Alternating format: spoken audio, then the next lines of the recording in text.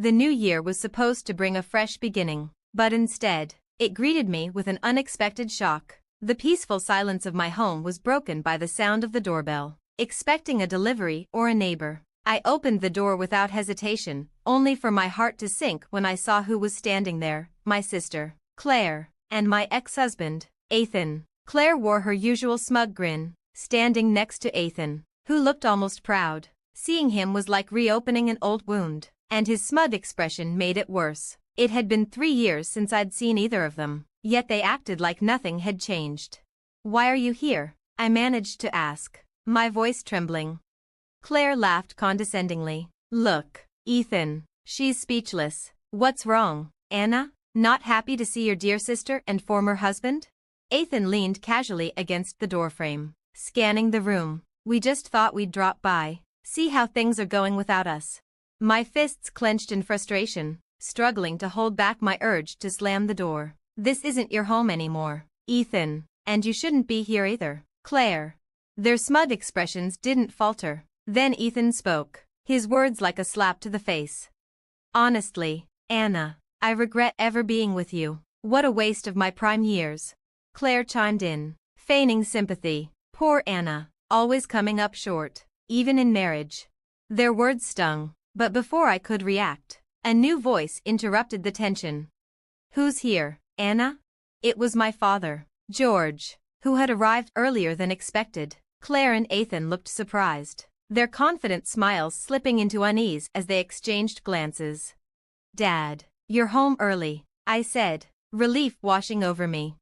George's eyes narrowed as he took in the situation. "Claire, Ethan, what are you doing here?" Their bravado melted under my father's sharp gaze. The room fell silent until Claire finally spoke, though her voice lacked its usual confidence. "We just came by to wish Anna a happy new year," she said, though her words were far from convincing. George raised an eyebrow. "Really? After all this time, you suddenly remember family on New Year's?" His voice was cold, filled with underlying anger and disappointment. Ethan attempted to regain control of the situation. "We have some news, but maybe now isn't the right time." I knew their visit wasn't as innocent as they made it seem. The insults and the smug expressions were too familiar, another round of their manipulative games. But I was no longer the person they once knew.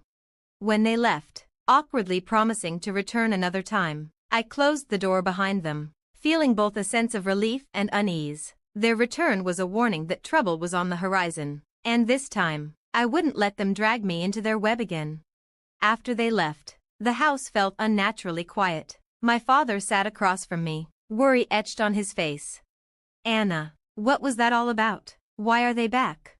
I sighed, the weight of old wounds heavy on my chest. "I don't know, Dad, but when it comes to Claire and Ethan, there's always an agenda." George nodded, his expression grim. "I remember how they hurt you. You don't owe them anything, Anna."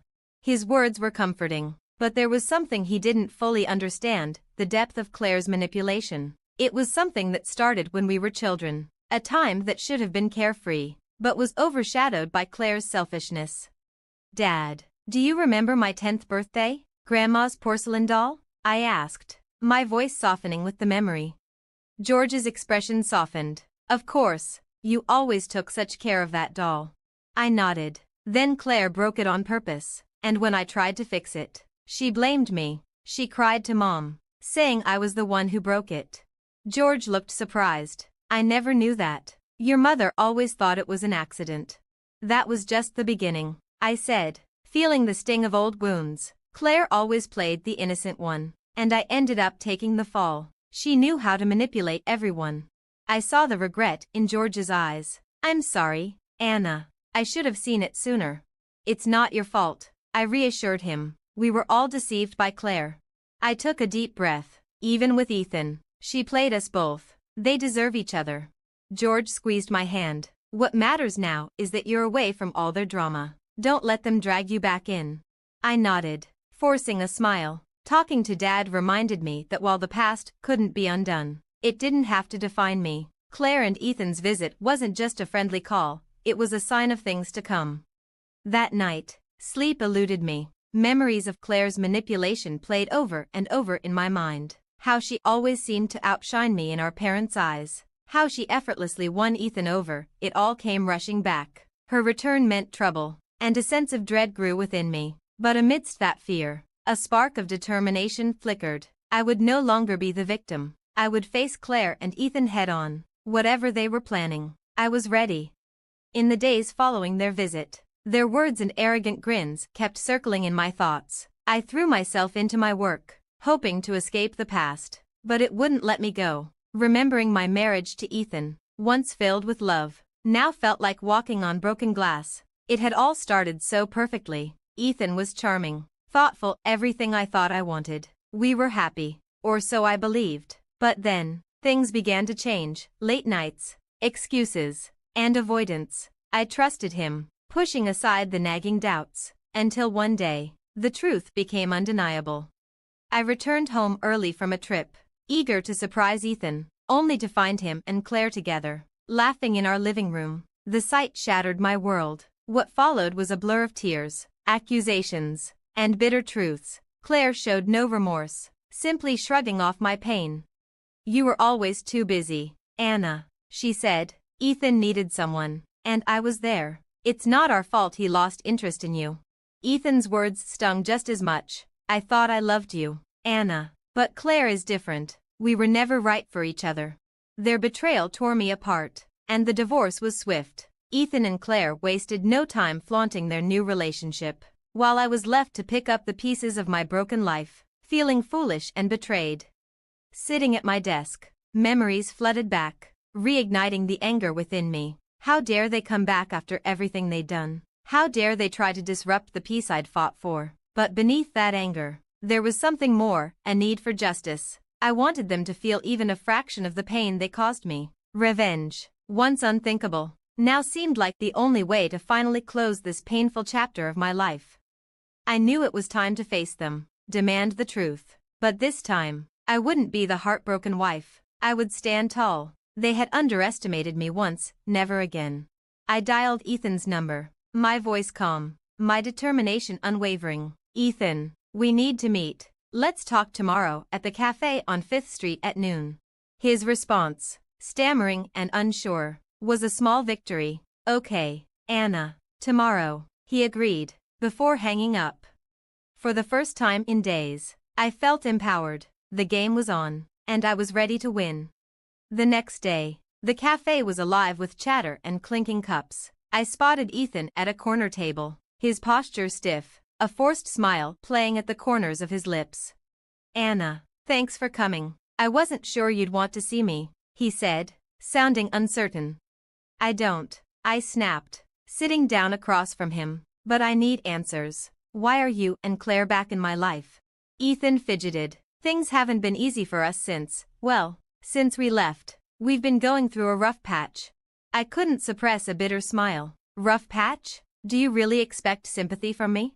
No, he quickly corrected. "It's just that Claire's pregnant. We thought it was time to try to make things right. For the family."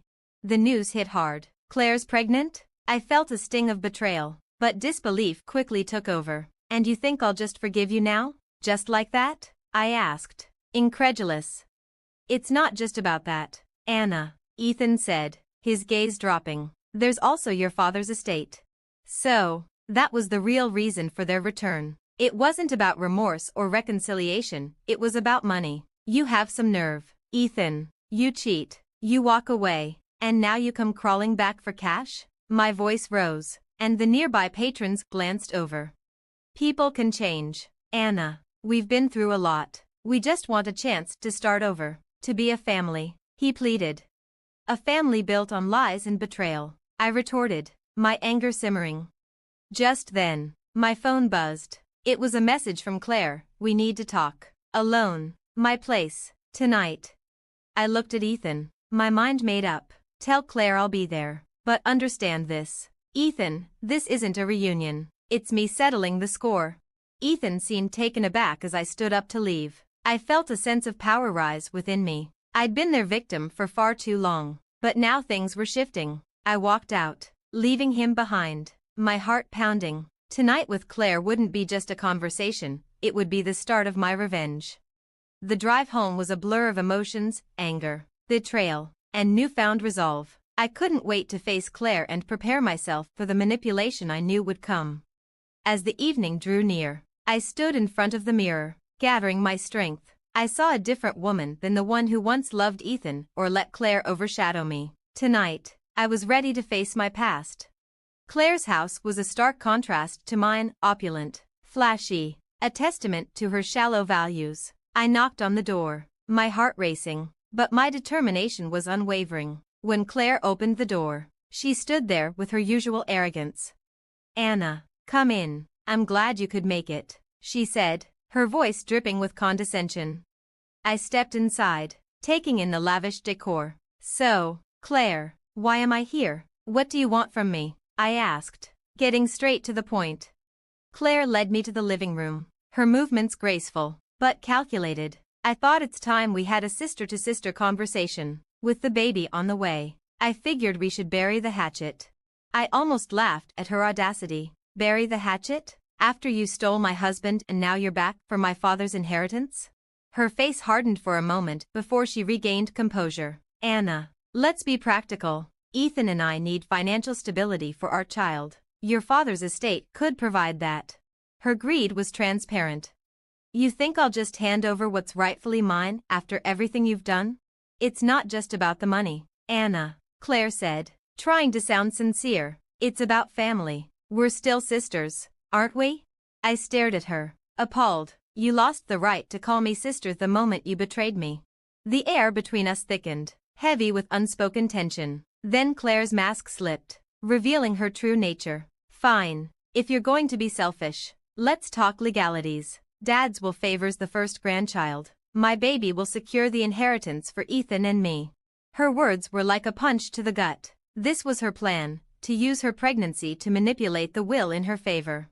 Unbelievable. "Claire, you think you can manipulate everyone around you to get what you want? Not this time. I won't let you," I said firmly.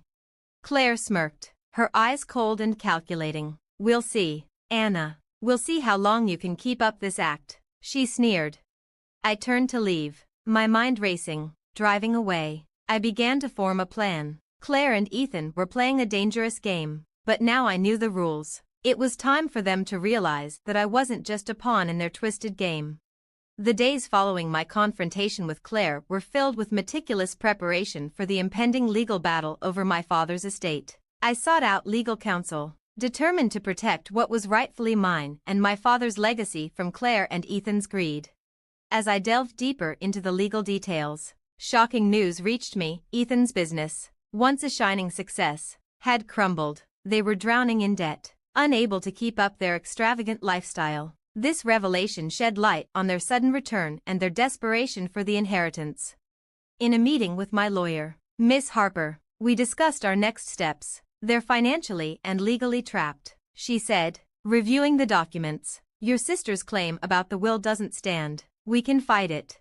Miss Harper's confidence was a comforting reassurance, but I knew Claire and Ethan wouldn't back down easily. They were cornered, and cornered animals were dangerous.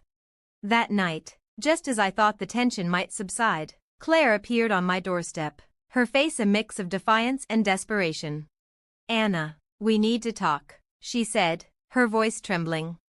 I had no words left for Claire. "This is now a matter for the lawyers," I said, attempting to walk past her. She stepped in my way, blocking my path. "Anna, please," she said, her voice trembling. "I'm not pregnant. It was a lie, a scheme Ethan and I cooked up to manipulate Dad's will." Her confession hit me like a slap, though it wasn't shocking, just another lie in a long line of deceptions. "So you've been lying all this time? What now, Claire? Are you ready to throw in the towel?" I asked, my tone icy. Her eyes welled up, but I felt nothing. No sympathy, no remorse. "I don't know what to do. Ethan's business is failing. We're losing everything. Please, Anna, I need your help," she pleaded. After everything they'd done to me, her request for help was almost laughable. "You want my help now? After everything you've put me through? You're out of your mind," I replied, pulling away. "The sister I once knew disappeared the moment you chose betrayal. You made your bed, Claire, now lie in it." With that, I turned my back on her, stepping into my house and shutting the door firmly on her and everything she represented. For the first time in years, I felt free from the toxicity that had weighed me down. Later that night, as I sat alone in the quiet of my living room, I realized this fight wasn't just about money, it was about reclaiming my life. This was my liberation. It was time to close the chapter on Claire and Ethan's betrayal and move forward. The following weeks were a blur of legal meetings and tense proceedings. As their financial situation grew dire, Claire and Ethan's desperation became palpable. Yet, despite the pressure, I stood firm. With Miss Harper's guidance and my own resolve, the day of the court hearing arrived. The courtroom buzzed with tension. Claire and Ethan sat side by side, trying to maintain their calm, but their discomfort was evident. Miss Harper expertly dismantled each of their claims, exposing Claire's pregnancy lie and further weakening their position. I watched as Claire's facade crumbled, her once confident, manipulative persona reduced to someone haunted by the fallout of her own actions. During a recess, Claire approached me, her face filled with desperation. "Anna, please, I know I don't deserve your mercy, but we've lost everything. We're ruined." Her plea, once so convincing, no longer had any sway over me. "You did this to yourselves, Claire," I replied, unshaken. "You chose greed and lies, and now you have to face the consequences." The final ruling was clear, I won. The inheritance remained mine, as it should. Claire and Ethan left the courtroom defeated, their plans unraveling before their eyes. As I walked out of the courtroom, a wave of closure washed over me. This wasn't just a legal victory, it was a personal triumph over everything they had done to me. Their downfall was the justice they deserved, but for me, it marked a new beginning, a fresh start, free from the shadows of Claire and Ethan. The scars they had left would always be there, but they no longer defined me. I had grown stronger, more resilient, and clearer about who I was and what mattered to me. One evening, as I sat in my garden watching the sunset, I realized that true victory wasn't in revenge, nor in the suffering of those who had hurt me. It was in finding peace within myself, the strength to move on and embrace a new chapter in my life. Thanks for watching. See you in the next video. Stay amazed.